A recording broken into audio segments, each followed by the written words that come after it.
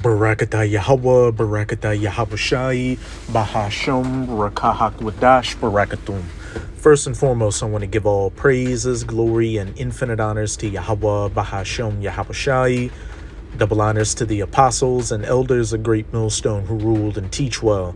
And peace and salutations to you sincere Akim out there, pushing this word in truth and sincerity to the four corners of the globe. May you brothers endure until the end. This is the brother Ra'aya coming at you with another lesson. And I'm going to start it off with this article from popculture.com titled UFOs Monitoring Nuclear Bases Repeatedly Every Year, Expert Reveals.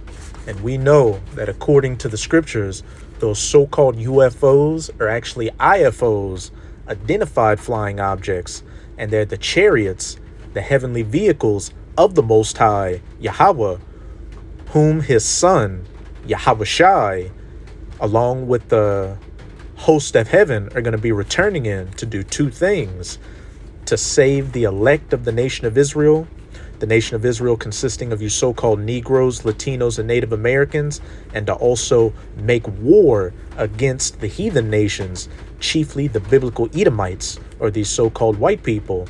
And hey, nuclear missiles are going to be shot during World War III, which Yahawashi is going to make a second coming in the midst of. And the chariots are actually going to take control of those missiles to guide them to their targets without any problems.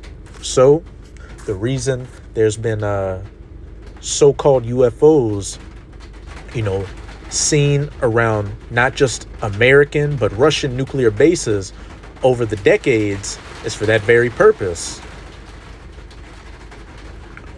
Netflix is back on the hunt for UFOs and aliens with Investigation Alien with journalist George Knapp, best known for his connection to Bob Lazar and the hunt for the Skinwalker that introduced Skinwalker Ranch to the supernatural lore of America. And see how Esau's putting this information out on an article on a website called Pop Culture, and he's talking about other supernatural Netflix documentaries, to try to take away from the seriousness, the severity of the situation. Hey, but this is no laughing matter, because these chariots, they're the vehicles for the salvation of the elect, but the vehicles of destruction for you heathens, which, let's get Zechariah chapter 5. Chapter 5, I'm going to read verses 1 to 3. Then I turned and lifted up mine eyes and looked, and behold, a flying roll, speaking of the chariot. And chariots can come looking like your traditional so-called flying saucer, but the chariots aren't bound by the physics of man. They can do anything they want, any size or shape, color, you name it. And he said unto me, What seest thou? And I answered, I see a flying roll. The length thereof is 20 cubits, and the breadth thereof 10 cubits. The size and the dimensions of the chariot. But here's the main point. Then said he unto me, This is the curse that goeth forth over the face of the whole earth, for everyone that stealeth. And how did these Edomites get the world into their possession?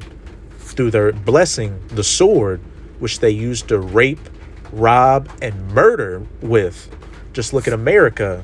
This is stolen, blood-soaked land that these Edomites are in control of from the, so-called Native Americans and so-called Latinos of the Northern Kingdom.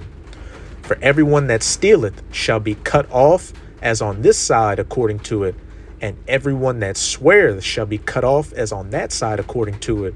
So these chariots are being referred to as the curse that goeth forth over the whole earth. A curse for you heathens because they're coming to make war, but a blessing for the elect of the nation of Israel. What does it say? I believe it's in Luke chapter 21. And when these things begin to come to pass, when the Son of Man comes riding on clouds, then look up and lift up your eyes, because your salvation draweth near, roughly paraphrasing. But with that documentary premiering, there are still plenty of others doing the good work and trying to raise awareness over UFO activities. Robert Hastings spoke to News Nation, explaining how UFOs have been visiting Earth's nuclear missile bases. I can tell you that all the major nuclear missile bases, from the ones operational in the 60s and the 70s, and the ones that are currently operational, have been visited repeatedly, year after year, according to the sources that I have interviewed, he says in the viral clip. A public, grassroots effort must be made in the interim to understand, as best as possible, using the data gathered thus far, the nature and intentions of those who pilot the UFOs. As we just read, this is the curse that goeth forth over the whole earth, so we know exactly what their intentions are. Or perhaps they have a use for our planet, let's say for scientific purposes, and know that global nuclear warfare will disrupt their data gathering and or experiments. And hey, that's not the case at all. They're monitoring those nuclear bases because when those nukes get to flying, they're going to be controlling them. And, I've done a few videos in the past on this very same topic, and in some of the informations I brought out in those previous videos, when those UFOs were spotted over particular bases, they turned on the launch sequence, and then, right before it hit zero, they turned it off and disappeared, just going to show that Yahweh Bahasham Yahweh Shai is going to have complete control over this thing when it finally pops. Which, let's get that in the precepts. This is Joel chapter 2. I'm going to start at verse 1 and read to verse 8.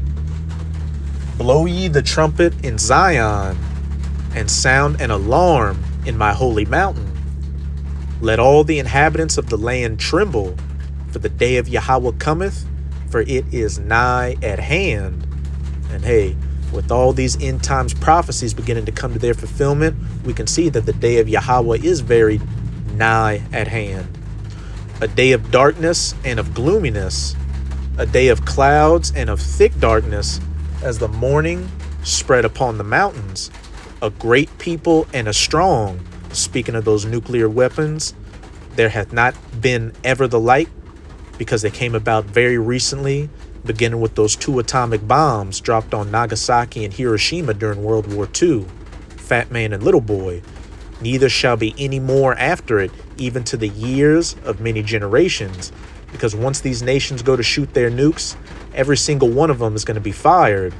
And then, after the dust settles, Yahushai and the 144,000 of the elect, who are fishers of men right now prophesying, are going to be hunters of men with new spiritual bodies, like Superman, gathering up you surviving heathens, beginning with the elites of the Edomites, to slap cold chains on you so you can begin serving that first 1,000 years of hardcore bondage and slavery in the kingdom of heaven. And, Abaratazam of that number, we're not going to allow you to build weapons of war anymore. A fire devoureth before them, that warhead at the front of the missile, and behind them a flame burneth, the rocket booster at the back. The land is as the Garden of Eden before them. You've got cities and parks and forests and people going about their daily lives. And behind them a desolate wilderness. Yeah, and nothing shall escape them.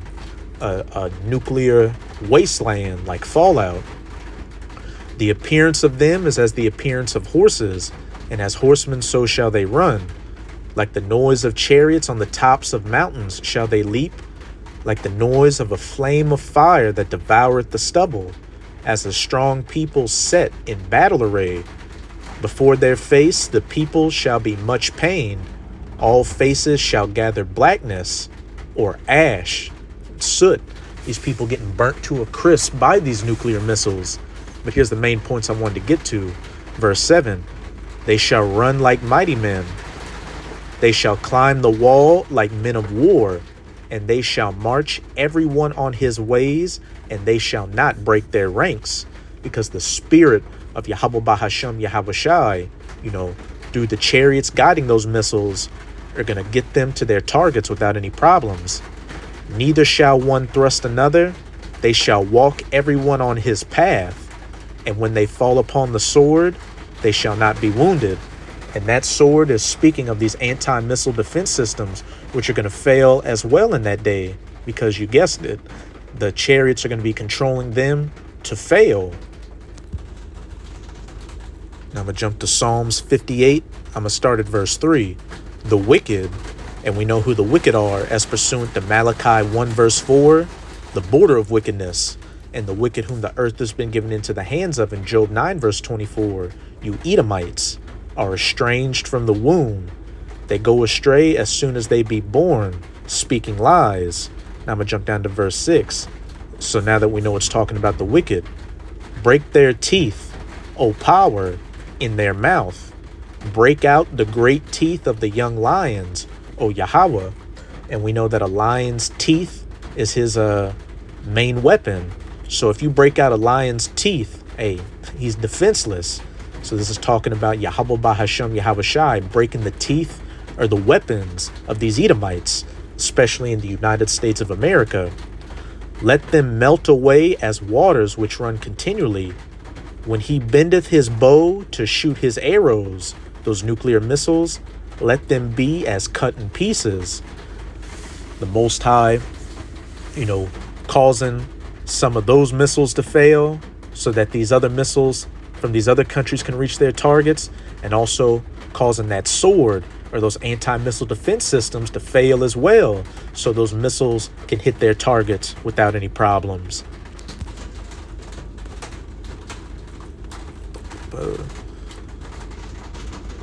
Some of this out.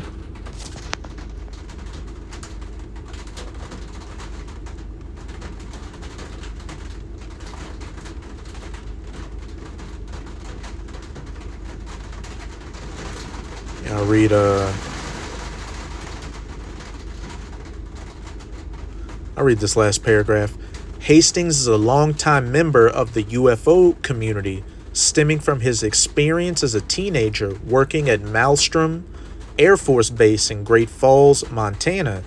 He was a janitor in the Air Traffic Control Tower, and in March 1967, he and the FAA and USAF controllers witnessed radar tracking a handful of UFOs near nuclear missile silos. Hey, let's see what that article.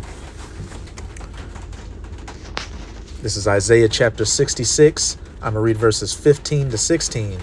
For behold, Yahweh will come with fire, and with his chariots like a whirlwind, to render his anger with fury, and his rebukes with flames of fire, that curse that goeth forth over the whole earth. For by fire, and those chariots are going to be firing concentrated heat, or so-called laser beams from them, and by his sword. And in Psalm 17 verse 13, it says that the wicked are the sword of Yahweh Bahashem Yahweh Shai. And what's Esau's main sword? Those nuclear missiles. And as we've been reading about, UFOs have been appearing around nuclear missile installations, and in the scriptures that they're going to take control of those weapons. So by fire, the chariots shooting lasers, and by his sword, the chariots also controlling those nuclear missiles, will Yahweh plead with all flesh. And that word plead in the Strongs is shafat, which means to judge, punish, and the slain of Yahweh shall be many. Point blank period. Great death and destruction is coming when Yahweh Shai makes his second coming with the hosts of heaven, which I'm read this little headline from End Time Headline, which reads, UFO swarms filmed buzzing over Area 51 and other U.S. military sites, nuclear included, as we read from that previous article, for months following mothership encounter. So, hey, these chariots, as we get closer and closer to the end, are making their presence that much more pronounced. Hence, why you've got a lot of these different governmental agencies admitting to their knowledge of UFOs and coming up with these different task forces and space forces to try and counter them.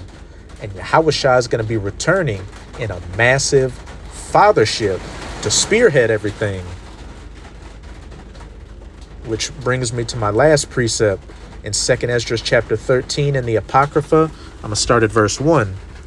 And it came to pass, after 7 days, I dreamed a dream by night. And lo, there arose a wind from the sea, that it moved all the waves thereof, the chariots like a whirlwind. And I beheld, and lo, that man, speaking of Yahushua, waxed strong with the thousands of heaven. That fleet of chariots Yahushua is going to be returning with. And when he turned his countenance to look, all things trembled that were seen under him. And whensoever the voice went out of his mouth, all they burned that heard his voice, like as the earth faileth when it feeleth the fire. To render his anger and fury and rebukes with flames of fire, concentrated heat, or those laser beams. And after this I beheld, and lo, there was gathered together a multitude of men out of number from the four winds, or the four corners of heaven, from the four corners of the earth, to subdue the man that came out of the sea. Because in the midst of World War III, when Yahushua makes his second coming, these different heathens as militaries are going to be in the Middle East, fighting in the battle in the valley of Jehoshaphat. But I beheld, and lo, he had graved himself a great mountain, and flew up upon it. But I would have seen the region or place whereout the hill was graven, and I could not. That massive fathership chariot Yahushua is going to be returning in, which was so large, Esdras couldn't see the end of it. Think about those miles-long ships in Independence Day. And after this I beheld, and lo, all they which were gathered together to subdue him were sore afraid, and yet durst fight. When Yahushua makes his second coming, these heathens are going to stop fighting each other and all try to fight against Yahushua. And lo, as he saw the violence and the multitude that came, he neither lifted up his hand, nor held sword, nor any instrument of war, but only I saw that he sent out of his mouth, as it had been, a blast of fire, and out of his lips a flaming breath, and out of his tongue he cast out sparks and tempests, the chariot shooting laser beams from it. And when you watch Independence Day, when those ships went to shoot their lasers, the bottom opened up and it looked like a mouth opening. Verse 11, and they were all mixed together, the blast of fire, the flaming breath, and the great tempest, and fell with violence upon the multitude which was prepared to fight, and burned them up, everyone, so that upon a sudden of an innumerable multitude, nothing was to be perceived but only dust and smell of smoke. All people shall gather blackness. When I saw this, I was afraid. So that's it with this video. With this video, I hope you sincere Akim and Akwath were edified. Hey, just keep strong. We are almost out of this final wicked captivity of the heathen nations, chiefly of the Edomites. And as always, I'm going to say Abad Babol, Kwam Yasharala, and until next time, Shalom.